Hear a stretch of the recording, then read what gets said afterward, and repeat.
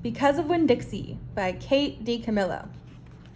Chapter 13. Me and Winn-Dixie got into a daily routine where we would leave the trailer early in the morning and get down to Gertrude's Pets in time to hear Otis play his guitar music for the animals. Sometimes Sweetie Pie snuck in for the concert too. She sat on the floor and wrapped her arms around Winn-Dixie and rocked him back and forth like he was a big old teddy bear.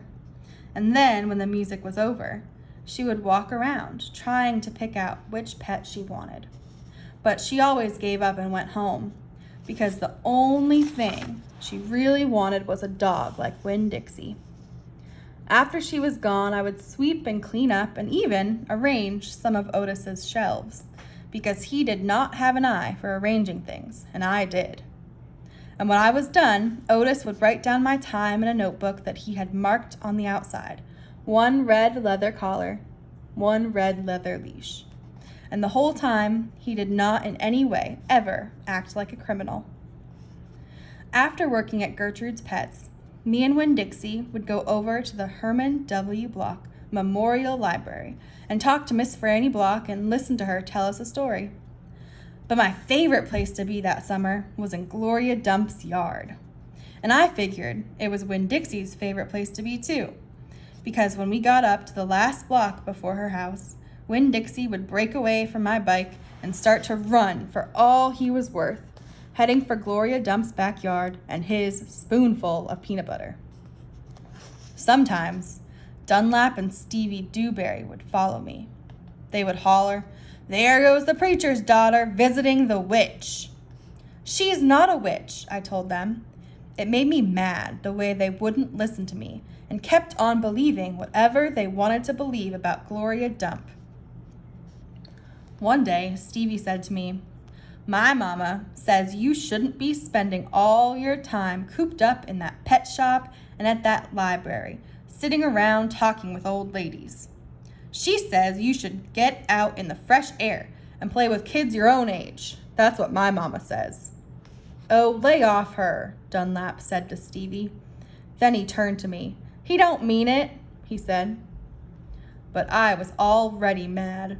I shouted at Stevie. I said, "I don't care what your mama says. She's not my mama, so she can't tell me what to do." "I'm gonna tell my mama you said that," shouted Stevie, "and she'll tell your daddy, and he'll shame you in front of the whole church. And that pet shop man is retarded, and he was in jail, and I wonder if your daddy knows that." "Otis is not retarded," I said, "and my daddy knows that he was in jail." That was a lie, but I didn't care. "And you can go ahead and tell on me if you want, you big bald-headed baby." I swear, it about wore me out yelling at Dunlap and Stevie Dewberry every day. By the time I got to Gloria Dump's yard, I felt like a soldier who had been fighting a hard battle. Gloria would make me a peanut butter sandwich straight off, and then she would pour me a cup of coffee, with half coffee and half milk, and that would refresh me. "Why don't you play with them boys?" Gloria asked me. "Because they're ignorant," I told her. "They still think you're a witch. It doesn't matter how many times I tell them you're not." "I think they are just trying to make friends with you in a roundabout way," Gloria said. "I don't want to be their friend," I said. "It might be fun having them 2 boys for friends." "I'd rather talk with you," I said. "They're stupid and mean, and they're boys." Gloria would shake her head and sigh, and then she would ask me what was going on in the world and did I have any stories to tell her. And I always did.